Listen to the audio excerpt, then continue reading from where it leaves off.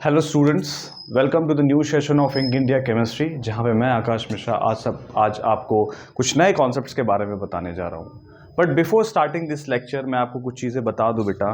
देखो, जो Telegram channel है ना, वो आप मस्टली ज्वाइन कर लो यार, ठीक है? क्योंकि जो भी अपडेट मुझे देनी होती है मैं टेलीग्राम पे अपडेट कर देता हूँ, ठीक है? जो भी मुझे इन्फॉर्मेशन देनी होती है वो मैं टेलीग्राम पे अपडेट कर देता हूँ। जैसे कभी कभार क्या होता है, जैसे कल मैं क्लास नहीं ले पाया था, ठीक है? कई बच्चों के ये मैसेजेस आए थे मेरे पर्सनल नंबर पे कि सर क्लासेस क्यों नहीं चली। तो टेलीग्राम पे मैंने ऑलरेडी अपडेट कर रखा है, ठीक है? तो वहाँ पे आप देख लिया करिए। कई बार ऐसे होते हैं, हालात कुछ इस तरीके से बन जाते हैं कि क्लासेस लेना पॉसिबल नहीं हो पाता है, ठीक है? तो मैं अपडेट उस पर कर देता हूँ, ठीक है? तो टेलीग्राम चैनल है t.me/आकाश मिश्रा केमिस्ट्री, ठीक है? t.me/आकाश मिश्रा केमिस्ट्री, ठीक है? ये जो टेलीग्राम चैनल है, ये जैसे ही आप उसमें सर्च बार आता है वहाँ पे सर्च करेंगे तो ये चैनल आपको दिख जाएगा, ठीक है? तो मस्टली ज्वाइन कर ले बेटा, कोई भी अपडेट रहता है तो ये अपडेट उस पर आ जाएगा, ठीक है? बाकी यूट्यूब चैनल है आपका इंक इंडिया केमिस्ट्री, बिना किसी स्पेस के, ठीक है? और जितने भी बच्चे आपके कांटेक्ट में हों जो क्लास 10th कंप्लीट करके जो है क्लास 11th में गए हों या फिर क्लास 11th फाउंडेशन की क्लासेस कर रहे हों, ठीक है? तो आप उनको ये सारी वीडियो शेयर करिए, ठीक है? चलिए, आज कुछ बेसिक टॉपिक्स के बारे में पढ़ेंगे, ठीक है? कुछ बेसिक टॉपिक्स के बारे में पढ़ेंगे और ये टॉपिक है हमारे वेव्स। टॉपिक है हमारा वेव्स। जनरली वेव्स वगैरह आपने क्लास 9th में या फिर 10th में पढ़ा जरूर होगा। फिजिक्स के चैप्टर में वेव्स आपको पढ़ाया गया है, उसमें टाइम पीरियड, एम्पलीट्यूड, ये सारी चीज़ें पढ़ाती गई हैं, ठीक है? लेकिन फिर भी मैं एक बार आपको इस सेशन में रिवाइज करा देता हूँ कि वेव्स क्या होते हैं। एक्चुअली अगर वेव्स का डेफिनेशन लिखा जाए, वेव्स का अगर डेफिनेशन लिखा जाए तो वेव का डेफिनेशन होता है इट इज़ द डिस्टर्बेंस। ये क्या है? It is the disturbance which carries energy from one point to another point, ठीक है? जब कभी भी कोई एनर्जी एक पॉइंट से दूसरे पॉइंट पे ट्रांसफर हो रही होती है, ठीक है, उसी को हम क्या कहते हैं? वेव कहते हैं, ठीक है? जैसे जनरली वेव का अगर हम लोग कोई डायग्राम बनाते हैं तो वेव का डायग्राम कुछ इस तरीके से बनता है, ठीक है? वेव का अगर कोई डायग्राम बनाते हैं तो कैसे बनता है? कुछ इस तरीके से बनता है। पानी में आप पत्थर मारिए तो उस पर जो लहरें प्रोड्यूस होती है वो क्या है? वेव्स हैं, ठीक है? ये सारी चीज़ें आपको पता है, ठीक है? चलिए, अब कुछ बेसिक चीज़ें हैं वेव्स के बारे में जाननी है हमें। जैसे देखो, ये हमारे पास वेव है और ये जो लाइन आपकी जा रही है, जो सेंटर में लाइन जा रही है बेटा, इसको ध्यान रखो। इस लाइन को हम कहते हैं जीरो लाइन। क्या कहते हैं इसको? जीरो लाइन कहते हैं, ठीक है? तो जीरो लाइन से ये जो मैक्सिमम दूरी होती है, ये जो मैक्सिमम हाइट होती है, इसी हाइट को हम कहते हैं एम्पलीट्यूड। क्या कहते हैं? एम्पलीट्यूड, ठीक है? या फिर इस जीरो लाइन से जो नीचे वेव जा रही है, इसकी जो मैक्सिमम हाइट है, इसको भी हम क्या कह सकते हैं?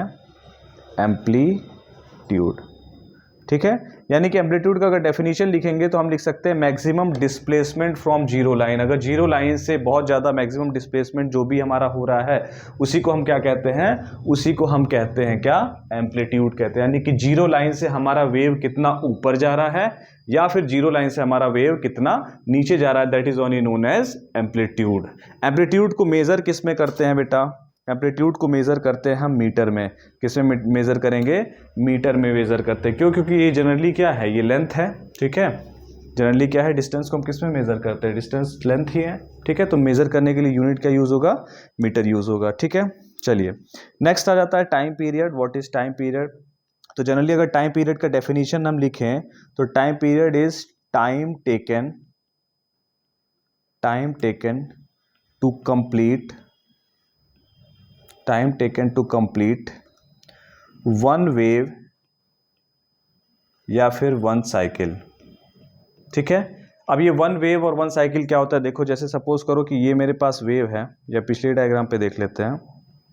देखो, जैसे ये वेव है, ये यहाँ से स्टार्ट हुई और यहाँ से स्टार्ट होने के बाद जब वो यहाँ पे आ जाती है ना, जब ये यहाँ से चली और यहाँ से चलने के बाद इस पॉइंट पे वापस से आ जाती है, और ये इस साइकिल को कंप्लीट करने में, यानी कि एक वेव को कंप्लीट होने में जितना समय लगता है, ठीक है, उसी टाइम को हम क्या कहते हैं? टाइम पीरियड कहते हैं, ठीक है?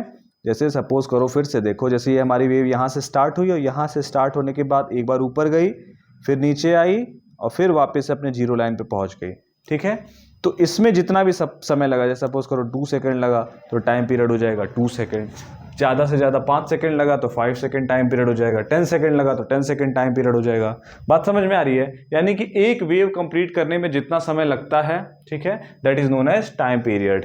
ठीक है, आगे बात समझ में, time taken to complete one wave is known as time period. Time period को मेजर किस में करते हैं सर? सेकंड में मेजर करते हैं। ये सारी चीज़ें आपको पढ़ाई गई हैं पहले ही। ठीक है, किस में मेजर करते हैं? सेकंड्स में मेजर करते हैं। ठीक है, नोट कर लो इतना। चलो आ जाते हैं नेक्स्ट पॉइंट पे। नेक्स्ट पॉइंट है मेरा फ्रीक्वेंसी। What is frequency? अब देखो, फ्रीक्वेंसी जनरली कई बार बच्चे कंफ्यूज होते हैं फ्रीक्वेंसी में। फ्रीक्वेंसी होता है कि एक सेकंड में, ठीक है, एक सेकंड में हमारी कितनी वेव्स किसी पर्टिकुलर पॉइंट से पास कर गई, that is known as frequency. ठीक है, जैसे सपोज करो कि मैं कहता हूं कि मेरे पास एक वेव है। ठीक है, ये कोई पर्टिकुलर पॉइंट है, डायग्राम से देखो, मैं कहता हूं कि ये कोई पर्टिकुलर पॉइंट है। ठीक है, ये कोई पर्टिकुलर पॉइंट मैंने रख दिया। ठीक है, इस पर्टिकुलर पॉइंट में कितनी वेव्स पास कर जाती हैं एक सेकंड में? जैसे सपोज करो कि मैंने यहाँ पे स्टॉप वॉच चला दिया। ठीक है, यहाँ पे मैंने क्या किया? स्टॉप वॉच चला दिया।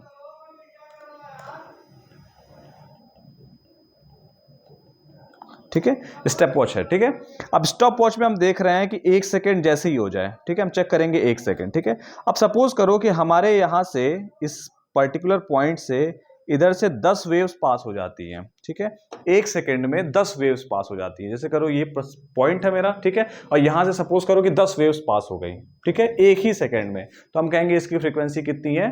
10 सेकेंड। इसी जगह अगर कोई हमारी वेव है वो धीरे चल रही है, उसकी स्पीड धीमी है, ठीक है, तो वो एक सेकेंड में धीरे धीरे पास करेगी। यानी कि अगर इस पर्टिकुलर पॉइंट से देखा जाए कितनी वेव्स पास की, तो एक सेकंड में हो सकता है ज्यादा वेव्स ना पास कर पाए, 2 या 3 वेव्स पास कर पाए। ठीक है, तो फिर हमारी फ्रीक्वेंसी 2 या फिर 3 हो जाएगी। ठीक है, आगे बात समझ में, फिर से समझो मैं क्या कहना चाह रहा हूं। फ्रीक्वेंसी का मतलब होता है किसी भी पर्टिकुलर पॉइंट से, ठीक है, एक सेकेंड में कितनी नंबर ऑफ वेव्स पास हो जाती हैं। ठीक है, क्या कह रहा हूं मैं? किसी भी पर्टिकुलर पॉइंट से एक सेकेंड में जितने नंबर ऑफ वेव्स पास हो जाए, that is known as frequency. क्या कहते हैं उसको? फ्रीक्वेंसी कहते हैं। किसी भी पर्टिकुलर पॉइंट से एक सेकेंड में कितनी वेव्स पास हो जाती हैं, that is known as frequency. उसी को क्या कहते हैं बेटा? फ्रीक्वेंसी कहते हैं। ठीक है, आगे बात समझ में। अच्छा, अब जैसे देखो, सपोज करो कि अगर मुझे डेफिनेशन लिखना हो या फिर फॉर्मूला लिखना हो फ्रीक्वेंसी का, तो फ्रीक्वेंसी का फॉर्मूला हम लिखेंगे frequency is equal to number of waves passed in 1 second, या फिर पर यूनिट टाइम, क्या कह सकते हैं? पर यूनिट टाइम। ठीक है, तो हमारे पास ये हो जाएगा फॉर्मूला कि कितनी नंबर ऑफ वेव्स एक सेकेंड में पास की, दैट इज नोन एज फ्रीक्वेंसी, या फिर number of waves per unit time, that is known as frequency. इसीलिए कई बार फ्रीक्वेंसी के लिए एक और फॉर्मूला हम लिखते हैं, frequency is equal to 1 upon time period. अब 1 अपॉन टाइम पीरियड क्यों लिखा? क्योंकि आपको पता है कि टाइम पीरियड का मतलब क्या होता है। टाइम पीरियड का मतलब होता है कि एक वेव को पास करने में कितना समय लगा। ठीक है, एक वेव को पास करने में कितना टाइम लगा। ठीक है, उसी को हम क्या कहते हैं? टाइम पीरियड कहते हैं। अच्छा, टाइम पीरियड का जस्ट अपोजिट कर दो। क्या कर दो? टाइम पीरियड का जस्ट अपोजिट कर दो, तो आपको फ्रीक्वेंसी मिल जाएगी। क्या मिल जाएगा? फ्रीक्वेंसी मिल जाएगी। ठीक है, जैसे सपोज करो कि मैंने कहा कि एक वेव को पास होने में, ठीक है, एक वेव को पास होने में मुझे सपोज करो 5 सेकेंड लग रहा है। ठीक है, एक वेव को पास होने में मुझे 5 सेकेंड लग रहे हैं।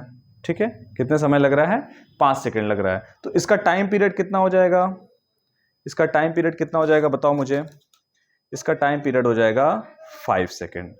हो जाएगा कि नहीं हो जाएगा? एक वेव को पास करने में कितना समय लग रहा है? 5 सेकेंड लग रहा है। इसका मतलब इसका टाइम पीरियड कितना हो गया? 5 सेकेंड हो गया। ठीक है, अच्छा, अब अगर हम ये पूछते हैं कि मुझे ये बताओ कि कितनी नंबर ऑफ वेव्स 1 सेकेंड में पास की, कितनी नंबर ऑफ वेव्स 1 सेकेंड में पास की, तो आप बता सकते हैं क्या? आप तो कहेंगे सर जब 5 सेकेंड में एक वेव पास हो रही है, इसका मतलब 1 सेकेंड में तो अभी वेव पास ही नहीं की होगी। सही कि नहीं सही है? वेव अभी पास नहीं की होगी, वेव का कुछ हिस्सा पास किया होगा कि नहीं किया होगा। तो हम ये लिख सकते हैं, हम यहां पे ये लिख पाएंगे कि अगर एक वेव को पास होने में 5 सेकेंड लग रहे हैं, ठीक है, तो 1 सेकेंड में हमारी कितनी वेव्स पास हुई? X wave. एक्स की जो वैल्यू आ जाएगी वो आ जाएगी 1/5 आ जाएगी। और 1/5 कितना होता है भाई बताओ? 1 डिवाइड करो 5 से, पॉइंट लगाओ, 0 बढ़ाओ 0.2, यानी कि एक्स आ जाएगा मेरा 0.2। यानी कि ये हम कह सकते हैं कि 1 सेकेंड में हमारे पास वेव का 0.2%, ठीक है, वेव का कितना परसेंट? 20%, ठीक है, वेव का 20% अभी तक पास हुआ है। कुछ समझ में आ रहा है कहने का मतलब क्या है? कुछ समझ में आ रहा है? कहने का मतलब ये है कि एक सेकेंड में हमारी वेव का 20% केवल पास हुआ है, ठीक है। 2 सेकेंड में 40%, 3 सेकेंड में 60%, 5 सेकेंड में कितना हो जाएगा? सॉरी 4 सेकेंड में कितना हो जाएगा? 80%, और फिर हमारे 5 सेकेंड में कितना हो जाएगा? 100%। समझ में आ गई बात? कहने का मतलब ये है कि जब कभी भी हम टाइम पीरियड को 1/, कर देते हैं ना, 1/, टाइम पीरियड कर देते हैं, तो मुझे फ्रीक्वेंसी मिल जाती है। तो इसीलिए हम फ्रीक्वेंसी का जो एसआई यूनिट है, वैसे तो हम इसको हर्ट्स लिखते हैं, ठीक है, लेकिन हम इसको सिंबलाइज कर सकते हैं, सेकेंड इनवर्स से भी। किससे सिंबलाइज कर सकते हैं? सेकेंड इनवर्स से भी। अब सेकेंड इनवर्स क्यों लिख रहे हैं सर, ये भी बताइए, सेकेंड इनवर्स क्यों कर रहे हैं? अरे बताओ, जब मैंने फ्रीक्वेंसी का लिखा है, frequency is equal to 1/, time period, ठीक है, और टाइम पीरियड का जो यूनिट होता है वो होता है सेकेंड, ठीक है, तो 1/, सेकेंड इनवर्स नहीं हो जाएगा क्या? 1/, सेकेंड इनवर्स नहीं हो जाएगा? हो जाएगा। आगे बात समझ में ना? चलिए आगे बात करते हैं। चलो, नेक्स्ट टॉपिक है हमारा वेवलेंथ। नाम से ही पता चल रहा है भाई, वेवलेंथ। वेवलेंथ का मतलब क्या है? वेव की लंबाई। The length of the wave is known as wavelength. क्या लिखेंगे हम यहां पे? द लेंथ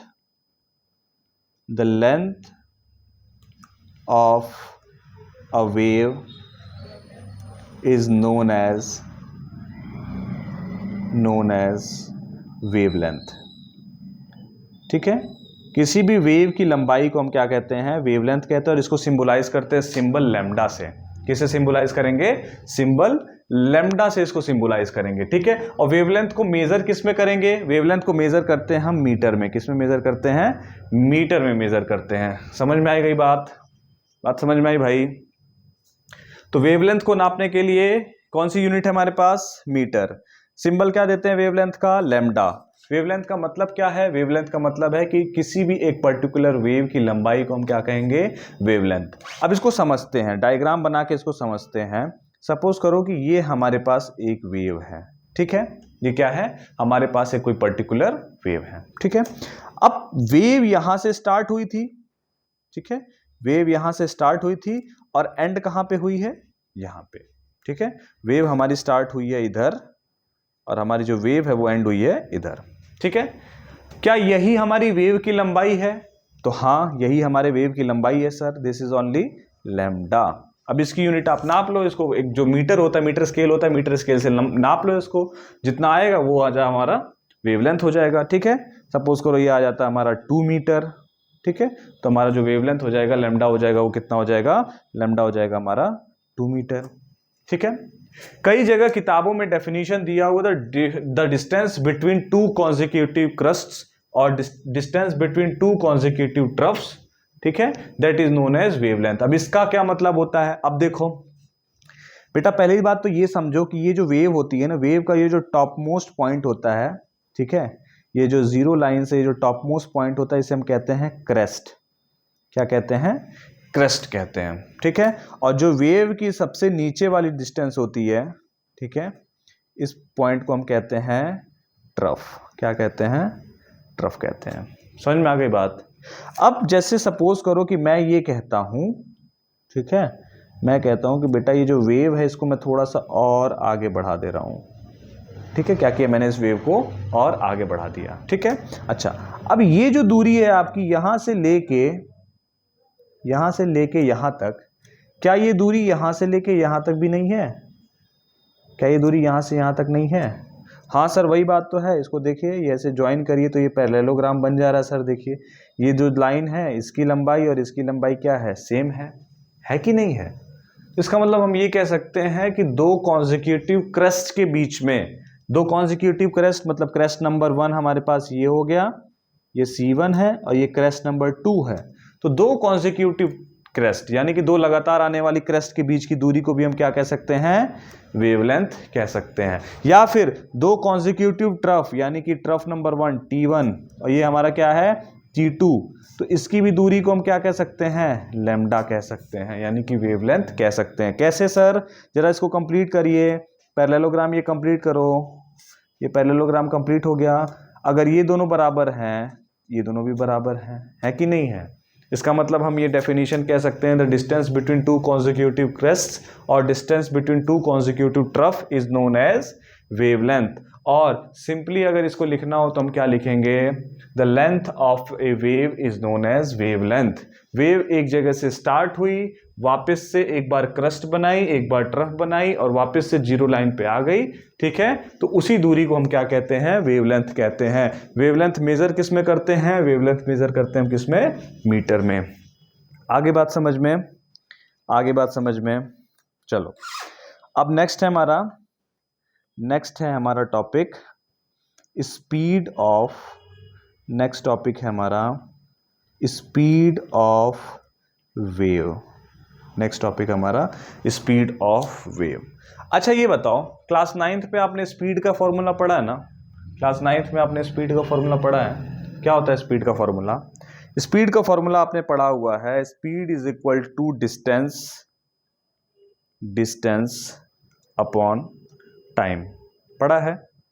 अच्छा, यहां पे डिस्टेंस क्या रोल है, यहां पे जो मैंने डिस्टेंस लिखा है यहां पे क्या रोल है? क्या वेव में कहीं डिस्टेंस वगैरह आ रही है? हाँ सर आ रही है, वेव की लंबाई जो है, जो वेवलेंथ है, ये भी तो डिस्टेंस ही है कि नहीं है? ये वेव चल रही है हमारी, ठीक है। यानी कि हम एक चीज और लिख सकते हैं, अगर हम स्पीड वेव की बात करें तो वेव की स्पीड अगर हम v से रिप्रेजेंट करें तो लिख सकते हैं डिस्टेंस अपॉन टाइम, यानी कि डिस्टेंस क्या हमारा, वेवलेंथ यानी कि लैम्डा, और अपॉन टाइम। क्या कुछ इस तरीके से हम लिख सकते हैं? तो आंसर होगा यस सर, लिख सकते हैं। कैसे, अभी बताएंगे। देखो बताया मैंने कि स्पीड का फॉर्मूला क्या है, डिस्टेंस अपॉन टाइम है, और अगर हम वेव की बात करें तो वेव में डिस्टेंस क्या है, लेंथ की वेव है, सॉरी वेव की लेंथ है, ठीक है। यानी कि डिस्टेंस की जगह मैंने यूज़ किया क्या, वेवलेंथ, और टाइम की जगह मैंने क्या, टाइम ही रहने दिया, और वेलोसिटी की जगह वेलोसिटी। कुछ समझ में आ रहा है? हाँ सर अभी समझ में आएगा। अब इस वेलोसिटी को लिख दो ऐसे ही, इज इक्वल टू लैम्डा। अच्छा 1/t को हम कुछ लिख सकते हैं क्या, 1/t को कुछ लिख सकते हैं क्या सर? हाँ 1/t को हम लिख सकते हैं फ्रीक्वेंसी। कैसे, अभी देखो यहाँ पे हमने एक फॉर्मूला पढ़ा था, यहाँ पे मैंने अभी एक फॉर्मूला पढ़ा था, कहाँ गया भाई, ये देखो, frequency is equal to 1/t, यानी कि 1/t की जगह हम फ्रीक्वेंसी लिख सकते हैं। तो आइए जरा लिख देते हैं, यहाँ पे 1/t है तो 1/t को हम फ्रीक्वेंसी लिख देते हैं, यानी कि यहाँ पे हम फ्रीक्वेंसी लिख देंगे। लिख दिए तो सर हमारे पास एक फॉर्मूला जनरेट हो गया। फॉर्मूला जनरेट हो गया क्या, v is equal to lambda into mu. v यानी कि velocity is equal to wavelength into frequency, wavelength into frequency। ये समझ में आया? नोट करो इसको।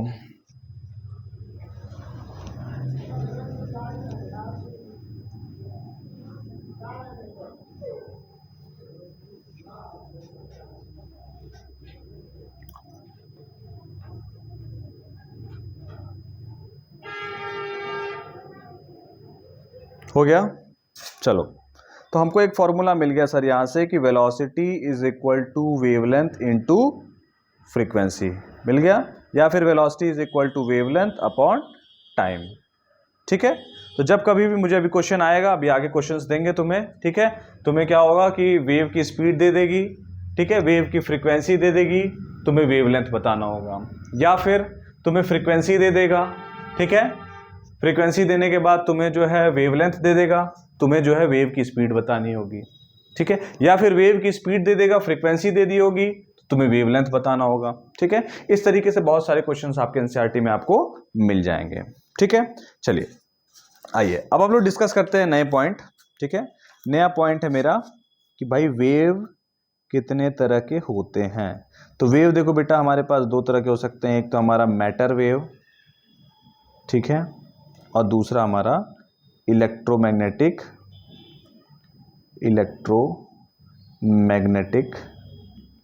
वेव।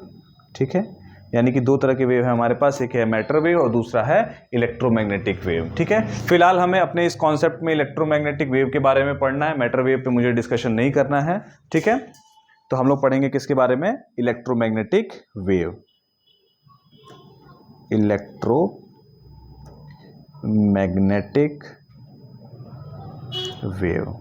ठीक है, अभी इलेक्ट्रोमैग्नेटिक वेव क्या होता है बेटा, नाम से समझो। इलेक्ट्रो का मतलब क्या है, इलेक्ट्रिक फील्ड। मैग्नेटिक का मतलब क्या है, मैग्नेटिक फील्ड। यानी कि जब कभी भी हमारी इलेक्ट्रिक और मैग्नेटिक फील्ड की जो वेव लाइंस है वो एक साथ चलें, ठीक है, बट डिफरेंस यही होना चाहिए कि एक वेव अगर हमारी एक्स एक्सिस में चल रही है, ठीक है, एक वेव हमारी अगर एक्स एक्सिस में चल रही है, ठीक है, तो दूसरी वेव हमारी या तो जेड एक्सिस में या फिर वाई एक्सिस में चलनी चाहिए। यानी कि ये जो दोनों वेव्स होनी चाहिए एक दूसरे के परपेंडिकुलर होनी चाहिए। ये जो दोनों वेव्स होनी चाहिए वो एक दूसरे के परपेंडिकुलर होनी चाहिए। अगर इलेक्ट्रिक फील्ड की वेव्स और मैग्नेटिक फील्ड की वेव्स आपस में एक दूसरे के परपेंडिकुलर हैं तो ऐसी वेव्स को हम कहते हैं इलेक्ट्रोमैग्नेटिक वेव। क्या कहते हैं, इलेक्ट्रोमैग्नेटिक वेव्स होती हैं ऐसी वेव्स। ठीक है, हम लिख सकते हैं इसमें, in this wave electric and magnetic field, ठीक है, electric and magnetic field oscillates perpendicular to each other. ठीक है, एक दूसरे के परपेंडिकुलर ऑसिलेट करती हैं। जैसे सपोज करो ये हमारी इलेक्ट्रिक फील्ड है तो इस तरीके से ऑसिलेट कर रही है, ये मैग्नेटिक फील्ड है हमारी ऊपर नीचे ऑसिलेट कर रही है। ठीक है, तो वेव्स हमारी कुछ इस तरीके से ऑसिलेट करेंगी। ठीक है, कुछ इस तरीके से ऑसिलेट करेगी वेव। बात समझ में आ रही है, कुछ समझ में आ रहा है बच्चों? ठीक है, डायग्राम देखो अभी समझ में आ जाएगा। देखो ये सपोज करो कि ये मेरा एक्स एक्सिस है, ठीक, ये वाई एक्सिस और ये मेरा जेड एक्सिस है। ठीक है, एक्स वाई जेड एक्सिस मैंने बना दिया। ठीक है, अब देखो, अब ये जो हमारी ब्लू कलर की वेव्स दिख रही हैं, ये जो ब्लू कलर की वेव्स दिख रही है ना, जो ब्लू कलर की वेव्स आपको दिख रही हैं इधर, ये कौन सी वेव है, ये सपोज करो आपकी कौन सी है, मैग्नेटिक फील्ड है। कैसी है, मैग्नेटिक फील्ड है। ठीक, और ये जो रेड कलर की वेव जो कि वाई एक्सिस के डायरेक्शन में ऑसिलेट कर रही है, इसको हम कह देंगे क्या, इसको हम कह देते हैं इलेक्ट्रिक फील्ड। क्या कह देते हैं, इलेक्ट्रिक फील्ड। ठीक है, और ये हमारी ब्लू वाली क्या है, मैग्नेटिक फील्ड। और ये जो x है, ये x हमारा डायरेक्शन ऑफ प्रोपोगेशन है। क्या है, डायरेक्शन, ये हमारा है डायरेक्शन ऑफ प्रोपोगेशन। क्या है, direction of propagation. Direction of propagation मतलब कि जिस तरफ वेव बढ़ रही है। ठीक है, डायरेक्शन ऑफ प्रोपोगेशन का मतलब जिस तरफ हमारी वेव चल रही है। अब देखो, अब ये हमारे पास क्या है, ये जो ये वाला है मेरा, ये राइट हैंड है मेरा, ये राइट हैंड सपोज करो ऊपर नीचे ऑसिलेट हो रहा है, ये हमारी इलेक्ट्रिक फील्ड है। ठीक है, और ये जो मेरा लेफ्ट हैंड है, ये जो लेफ्ट हैंड है मेरा, ये सपोज करो मैग्नेटिक फील्ड है। ठीक है, तो अब ये राइट हैंड, मैं फिलहाल मैं तुम्हें केवल इलेक्ट्रिक फील्ड दिखा रहा हूं। इलेक्ट्रिक फील्ड की जो वेव है वो कुछ इस तरीके से चल रही हैं और आगे की तरफ प्रोपोगेट कर रही है। आगे की तरफ प्रोपोगेट करने का मतलब, चल तो ये ऊपर नीचे रही है, किस तरीके से चल रही है, ऊपर नीचे, यानी कि वाई एक्सिस में ऑसिलेट तो कर रही है लेकिन फाइनली जा किधर रही है, जा रही है हमारे एक्स एक्सिस की तरफ। किधर जा रही है, एक्स एक्सिस की तरफ। ये हमारा एक्स एक्सिस है, इस तरफ क्या हमारा एक्स एक्सिस है, और ये जो ऊपर है हमारा, ये क्या हमारा वाई एक्सिस है। तो ये जो हमारी इलेक्ट्रिक फील्ड है, ये इलेक्ट्रिक फील्ड हमारी ऑसिलेट वाई एक्सिस में कर रही है लेकिन फाइनली जा किधर रही है, एक्स एक्सिस की तरफ जा रही है। जा किधर रही है, एक्स एक्सिस की तरफ। आगे बात समझ में? तो ये तो मैंने अकेले में क्या किया, केवल और केवल इलेक्ट्रिक फील्ड दिखाया। अब मैं क्या करता हूं, मैग्नेटिक फील्ड दिखाता हूं। मैग्नेटिक फील्ड हमारी जेड डायरेक्शन में ऑसिलेट कर रही है। क्या कर रही है, जेड डायरेक्शन में ऑसिलेट कर रही है और फाइनली जा किधर रही है, जा रही है हमारे एक्स एक्सिस की तरफ। किधर जा रही है हमारी? एक्स एक्सिस की तरफ। और ऑसिलेट किधर कर रही है? हमारे जेड एक्सिस में। ऑसिलेट किधर कर रही है? हमारे जेड एक्सिस में। कुछ बात समझ में आई? अब ये दोनों वेव्स जब एक साथ चलेंगी, ये वेव्स एक साथ, ये भी चल रही है हमारी इलेक्ट्रिक फील्ड और ये हमारी मैग्नेटिक फील्ड, ठीक है। तो ये कुछ इस तरीके से चलेगी। आगे बात समझ में? कुछ इस तरीके से चल के और फाइनली जाएगी किधर? हमारे एक्स एक्सिस की तरफ। यानी कि हम ये कह सकते हैं सर कि सर हमारी इलेक्ट्रिक फील्ड तो ऑसिलेट हो रही है वाई एक्सिस में, जा किधर रही है? एक्स एक्सिस की तरफ, ठीक है। हमारी जो ये मैग्नेटिक फील्ड है ये जेड एक्सिस की तरफ ऑसिलेट कर रही है, लेकिन जा किधर रही है? फाइनली जा रही है एक्स एक्सिस की तरफ। इसके लिए भी एक फिजिक्स में फॉर्मूला होता है, ठीक है। अभी नहीं पढ़ना तुम्हें, क्लास 12th में जाकर उसको पढ़ना है, ठीक है। तो ये जिधर फाइनली जा रही होती है उसी को मैंने यहां पे लिखा है डायरेक्शन ऑफ प्रोपोगेशन। क्या लिखा है? Direction of propagation. यानी कि हमारी फील्ड, हमारी जो इलेक्ट्रिक फील्ड है, मैग्नेटिक फील्ड है, ऑसिलेट तो किसी और दूसरे एक्सिस में कर रही है, लेकिन प्रोपोगेट किसी और एक्सिस की तरफ कर रही है, यानी कि जा किसी और डायरेक्शन में रही है। लेकिन हमारा ऑसिलेशन किधर हो रहा है? ऊपर नीचे, लेफ्ट राइट, लेकिन जा किधर रहे हैं? हम सीधे जा रहे हैं। किधर जा रहे हैं? सीधे जा रहे हैं। आगे बात समझ में? तो ऐसी वेव्स जिसमें इलेक्ट्रिक फील्ड और मैग्नेटिक फील्ड एक दूसरे के परपेंडिकुलर होती हैं, ठीक है, और जो हमारा डायरेक्शन ऑफ प्रोपोगेशन होता है वो इन दोनों के परपेंडिकुलर होता है। जो डायरेक्शन ऑफ प्रोपोगेशन है, जैसे ये ऑसिलेट तो इधर कर रही है लेकिन जा किधर रहा है? इधर। तो ये डायरेक्शन क्या है? परपेंडिकुलर है, ठीक। इलेक्ट्रिक फील्ड की डायरेक्शन किधर है? ऊपर, लेकिन हमारा प्रोपोगेट किधर कर रहा है? इधर। तो डायरेक्शन कितना है? 90 डिग्री। दोनों में 90 डिग्री बनना है। इसका मतलब इलेक्ट्रिक फील्ड ऊपर चल रही है, जा रहे हैं हम इधर, ठीक। यानी कि इलेक्ट्रिक फील्ड और मैग्नेटिक फील्ड दोनों हमारे डायरेक्शन ऑफ प्रोपोगेशन के परपेंडिकुलर होती है। ऐसी वेव्स को हम क्या कहते हैं? इलेक्ट्रोमैग्नेटिक वेव कहते हैं। ऐसी वेव्स को क्या कहेंगे हम? इलेक्ट्रोमैग्नेटिक वेव्स कहेंगे। इलेक्ट्रोमैग्नेटिक क्यों कह रहे हैं? कि इलेक्ट्रिक फील्ड और मैग्नेटिक फील्ड दोनों फील्ड इसमें ऑलरेडी प्रेजेंट है। आगे बात समझ में? चलिए, अब कुछ बातें हैं, कुछ पॉइंट्स हैं जो आपको इलेक्ट्रिक फील्ड के बारे में नोट करनी है, ठीक है। अब देखो, ये जो इलेक्ट्रिक फील्ड होती है ना, ये जो इलेक्ट्रोमैग्नेटिक वेव्स होती हैं, ये जनरली जो हमारी लाइट होती है ना, ये जो हमारी लाइट्स हैं, जितने भी सोर्स ऑफ लाइट है, ये सारी लाइट्स जो होती हैं इलेक्ट्रोमैग्नेटिक वेव्स होती हैं, ठीक है। जैसे सन से हमारी लाइट आ रही है, वो भी इलेक्ट्रोमैग्नेटिक वेव है। आपके घर में ट्यूबलाइट जल रही है, वो भी इलेक्ट्रोमैग्नेटिक वेव है। आपके घर में एलईडी बल्ब जल रही है, वो भी एक इलेक्ट्रोमैग्नेटिक वेव है, ठीक है। जितने भी तरह के लाइट्स आपको विजिबल हो रही हैं या फिर विजिबल नहीं भी होती हैं, जैसे हमारी इंफ्रारेड, रेडियो वेव्स, ठीक है, एक्स रे, गामा रेज, ठीक है, रेड कलर की वेव्स, व्हाइट कलर की वेव्स, ठीक है, वॉयलेट कलर की वेव्स या अल्ट्रा वॉयलेट वेव्स, ये जितनी भी वेव्स हैं, अभी मैं आपको एक डायग्राम दिखाऊंगा, ठीक है, जिसमें आपको बताया पूरी लिस्ट होगी कि कौन कौन सी जो वेव्स होती हैं हमारी इलेक्ट्रोमैग्नेटिक वेव के अंडर आती हैं, ठीक है। फिलहाल आप इतना जानिए कि जितनी भी विजिबल चीजें हैं, जितनी भी विजिबल लाइट्स हैं, ठीक है, जितनी भी रेडियो वेव्स हैं, इंफ्रारेड है। इंफ्रारेड कहाँ होता है भाई? जो टीवी का रिमोट होता है, जैसे मान लो सपोज ये रिमोट है, इस रिमोट के आगे कैमरा करके देखो, ठीक है, ये रिमोट है, रिमोट में कोई बटन दबाओ, ठीक है, और सामने कैमरा रखो, तो आपको इसके आगे जो एलईडी जलती है, ठीक है, उसमें आपको इंफ्रारेड वेव्स दिखाई देंगी, ठीक है। तो इंफ्रारेड भी क्या हमारी एक इलेक्ट्रोमैग्नेटिक वेव है, ठीक है। सन से जो हमारा अल्ट्रा वायलेट रेज आती हैं, ठीक है, अगर ओजोन लेयर में जो है होल हो जाता है तो उसकी वजह से जो अल्ट्रा वायलेट रेज आती है, वो अल्ट्रा वायलेट रेज भी क्या है? हमारी इलेक्ट्रोमैग्नेटिक वेव्स हैं। अब बेटा एक बात बताओ, ये जो वेव्स हमारी सन से आ रही हैं, अभी मैंने बताया कि ये जो हमारा अल्ट्रा वायलेट रेज है, ठीक है, या फिर सूरज की रोशनी है, ठीक है, ये सब कहां से आ रही है? कि स्पेस से आ रही है। अच्छा, स्पेस में कुछ है क्या? स्पेस में कुछ है? आपका जवाब होगा नहीं सर, स्पेस में तो वैक्यूम है। स्पेस में क्या है? वैक्यूम है। तो अगर स्पेस में वैक्यूम है तो हमारी इलेक्ट्रोमैग्नेटिक वेव तो वैक्यूम में भी ट्रेवल कर रही है कि नहीं कर रही है? हमारी जो इलेक्ट्रोमैग्नेटिक वेव है वो वैक्यूम में भी ट्रेवल कर रही है। इसका मतलब हम ये एक पॉइंट लिख सकते हैं कि सर ये जो हमारा इलेक्ट्रोमैग्नेटिक वेव होता है, इसको चलने के लिए किसी भी मीडियम की जरूरत नहीं होती है, ठीक है। ये जो हमारी इलेक्ट्रोमैग्नेटिक वेव्स होती हैं, इनको चलने के लिए किसी भी मीडियम की आवश्यकता नहीं होती है, ठीक है। ये जो लाइट है, अगर आपके कमरे में से पूरी वैक्यूम कर दिया जाए, पूरा एयर को आउट कर दिया जाए, तब भी ये लाइट आपके पास आएगी। इसका मतलब है कि सर इसको मीडियम की जरूरत नहीं है। यानी कि हम एक पॉइंट लिख सकते हैं कि all electromagnetic waves can travel in vacuum. ठीक है, यानी कि कोई भी मीडियम की जरूरत नहीं है, नो मीडियम रिक्वायर्ड, कोई भी मीडियम की आवश्यकता नहीं है।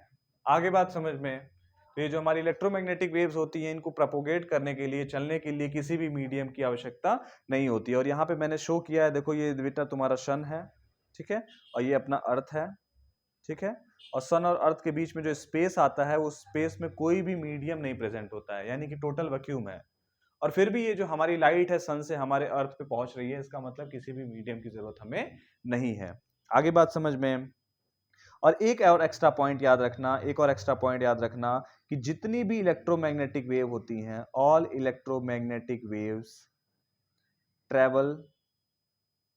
Travels with speed of light.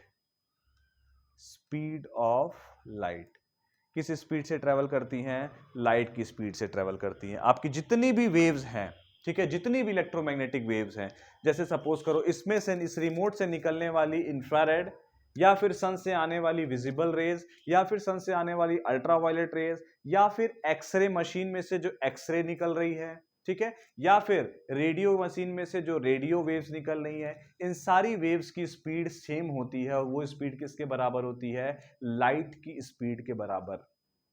Sir तो लाइट की स्पीड क्या होती है? तो बेटा स्पीड ऑफ लाइट होती है, जिसको हम c से रिप्रेजेंट करते हैं, that is equal to 3 into 10⁸ metre per second. क्या है speed of light? Speed of light है हमारा 3 into 10⁸ metre per second. Light की स्पीड क्या है? 3 इंटू 10⁸ मीटर। यानी कि एक सेकेंड में हमारी लाइट 3 इंटू 10⁸ मीटर ट्रेवल कर लेती है। ना ही लाइट, जितनी भी इलेक्ट्रोमैग्नेटिक वेव्स हैं, जैसे infrared, X ray, visible raise, ultraviolet, radio waves, gamma rays, ये सारी की सारी वेव्स जो होती हैं हमारी 3 इंटू 10⁸ मीटर पर सेकेंड की स्पीड से चलती हैं। आगे बात समझ में, आगे बात समझ में। चलो नेक्स्ट पॉइंट देखते हैं। नेक्स्ट पॉइंट, कुछ और चीजें नोट कर लो बेटा, एक पॉइंट नोट कर लो। नोट ये कर लो कि ये जो वेवलेंथ होता है, wavelength, time period and frequency is same for both electric and magnetic field. Electric and magnetic field in EM waves. ठीक है, यानी कि अगर ये हमारे पास EM वेव चल रही है, ठीक है, ये हमारे पास EM वेव कोई चल रही है, ठीक है, ये हमारे पास कोई EM वेव चल रही है, रुको बेटा सही से बना दे इसको, ये हमारे पास कोई EM वेव चल रही है, ठीक है, आगे बात समझ में। तो इस EM वेव्स में ये जो हमारे वेव की लेंथ होती है, यानी कि लैम्डा होता है, रुको दूसरा कलर ले लें, ये जो लैम्डा होता है यानी वेव की जो लंबाई होती है, ठीक है, वेव की जो लंबाई होती है वो दोनों वेव्स के लिए क्या रहेंगी? सेम रहेंगी, दोनों वेव्स के लिए। यानी कि ये जो वेव है हमारे पास, इसकी भी लेंथ, ठीक, और ये जो वेव है, इन दोनों वेव की लेंथ क्या होगी? सेम होगी। दोनों वेव्स का टाइम पीरियड क्या होगा? सेम होगा। दोनों वेव्स का अगर टाइम पीरियड सेम है, तो आपको पता है 1 टाइम पीरियड करोगे तो फ्रीक्वेंसी आ जाएगा। इसका मतलब दोनों वेव की फ्रीक्वेंसी भी क्या होगी? सेम होगी। तो सर डिफरेंट क्या होगा? डिफरेंट उसका एम्पलीट्यूड हो सकता है। एम्पलीट्यूड का मतलब जीरो लाइन से हमारे वेव की हाइट कितनी जा रही है। जैसे ये जो वेव मैंने बताया है, ये जो वेव मैंने ब्लू कलर से बनाया है ना, ये जो वेव मैंने ब्लू कलर से बनाया है, ठीक है, इस वेव को हम कुछ इस तरीके से भी कर सकते हैं, ठीक है, क्या कर सकते हैं? कुछ इस तरीके से भी रिप्रेजेंट कर सकते हैं। अभी भी यहाँ पे वेव की लंबाई क्या है? यही है, देखो यहां से गया और आया यहाँ पे, वेव की लंबाई कितनी है? इतनी है। इस वेव की भी लंबाई क्या है? इतनी है। दोनों का टाइम पीरियड अभी भी वही है, दोनों का फ्रीक्वेंसी अभी भी वही है, लेकिन एक वेव का जो ये हमारा ये अपर पॉइंट आ रहा है, ये जो क्रेस्ट आ रहा है 0 पॉइंट से दूरी इसकी, ये आ रहा है सपोज करो 2 मीटर, तो यहाँ वाला दूरी कितना आ रहा है 4 मीटर। यहाँ पे जो एम्पलीट्यूड है ये क्या हो गया, चेंज हो गया। इसका मतलब हम ये कह सकते हैं कि इलेक्ट्रोमैग्नेटिक वेव में वेव की लेंथ यानी कि वेव लेंथ, वेव का टाइम पीरियड, ठीक, और वेव की फ्रीक्वेंसी, ये सब क्या रहती हैं, सेम रहती हैं। डिफरेंट क्या रहता है सर, डिफरेंट उनका एम्पलीट्यूड रहता है। आगे बात समझ में आ गई बेटा। चलो आगे बढ़ते हैं। अब देखो, अब मैंने आपको ये बताया, अभी मैंने आपको ये बताया कि जो वेव होती है, ये जो वेव होती है ये किस स्पीड से चलती है, स्पीड ऑफ लाइट से चलती है। किस स्पीड से चलती है, स्पीड ऑफ लाइट से। यानी कि जो इलेक्ट्रोमैग्नेटिक वेव होती है इसकी स्पीड होती है 3 × 10⁸। और अभी मैंने पहले आपको वेव का एक फॉर्मूला भी बताया था, वेव की स्पीड का एक फॉर्मूला बताया था, जहां पे वेव की स्पीड का फॉर्मूला आया था v = न्यू लैम्डा, आया था, फॉर्मूला आया था ना अभी, v = lambda into mu. Lambda क्या है, वेवलेंथ है, म्यू क्या है, फ्रीक्वेंसी, और वी क्या है, स्पीड ऑफ लाइट। चले जाओ भाई उसी वाले फॉर्मूले पे। ये देखो यहाँ पे फॉर्मूला है, velocity of wave is equal to wavelength into frequency, बताया मैंने अभी यहाँ पे। चलिए अब आ जाते हैं फिर से अपने इस लेक्चर पे, इस वाले पॉइंट पे। यहाँ पे अगर मैं कह रहा हूं कि वेव की स्पीड होती है कितनी, लैम्डा इंटू म्यू, ठीक। और अभी मैंने बताया यहाँ पे इलेक्ट्रोमैग्नेटिक वेव की स्पीड को हम किससे रिप्रेजेंट करते हैं, c से। c का मतलब स्पीड ऑफ लाइट, यानी कि हम यहाँ पे लिख सकते हैं c = lambda into mu. c का मतलब क्या है, speed of light = lambda into mu. किसके लिए, इलेक्ट्रोमैग्नेटिक वेव के लिए। यानी कि इलेक्ट्रोमैग्नेटिक वेव के लिए हम ये लिख सकते हैं कि जो इलेक्ट्रोमैग्नेटिक वेव होती है उसके स्पीड कितनी होती है, लाइट के स्पीड के बराबर, ठीक है। वेव की वेलोसिटी कितनी होती है, लाइट की स्पीड के बराबर, यानी कि c के बराबर, ठीक है। और इसका जो फॉर्मूला होता है स्पीड का वो होता है लैम्डा इंटू म्यू, यानी कि वेवलेंथ इंटू फ्रीक्वेंसी। तो हम यहाँ पे भी लिख सकते हैं वेवलेंथ इंटू फ्रीक्वेंसी, यानी किसी भी इलेक्ट्रोमैग्नेटिक वेव का अगर हम वेवलेंथ और फ्रीक्वेंसी का मल्टीप्लीकेशन कर दें तो हमें स्पीड ऑफ लाइट मिल जाएगी। ठीक है सर, बिल्कुल मिल जाएगी। यानी कि यहाँ से एक चीज और पता चली, 3 × 10⁸ is equal to lambda into mu, किसके लिए, फॉर इलेक्ट्रोमैग्नेटिक वेव। कुछ समझ में आया बेटा, यहाँ पे कुछ समझ में आया, हाँ सर समझ में आया। अगर हम किसी भी वेव की फ्रीक्वेंसी के बारे में जान रहे हैं, जैसे सपोज करो अगर विजिबल रेंज की लाइट्स के बारे में हम जान रहे हैं, विजिबल रेंज की जो लाइट होती है वो भी एक इलेक्ट्रोमैग्नेटिक वेव है, ठीक है। उसकी फ्रीक्वेंसी अगर हम जान रहे हैं, ठीक है, तो आपको पता है वो जो लाइट है वो किस स्पीड से चल रही है, 3 × 10⁸ मीटर पर सेकेंड से, ठीक है। तो हम उस लाइट का यानी कि उस वेव का लैम्डा बता सकते हैं, वेवलेंथ बता सकते हैं। कैसे, अब देखो, सपोज करो कि मैंने बोला बेटा कि आपकी जो लाइट है, जो लाइट यहाँ से सन से आ रही है, ठीक है, इसकी फ्रीक्वेंसी सपोज करो 100 हर्ट्ज है। कितनी है, 100 हर्ट्ज, ठीक है। अच्छा, आपको पता है इसकी स्पीड कितनी होगी, इसकी स्पीड होगी 3 × 10⁸। अब बोलोगे क्यों, because this is an electromagnetic wave, और इलेक्ट्रोमैग्नेटिक वेव की जो वेलोसिटी होती है वो लाइट की वेलोसिटी के बराबर होती है, यानी कि 3 × 10⁸ होती है। तो हम इस फॉर्मूले का यूज करेंगे।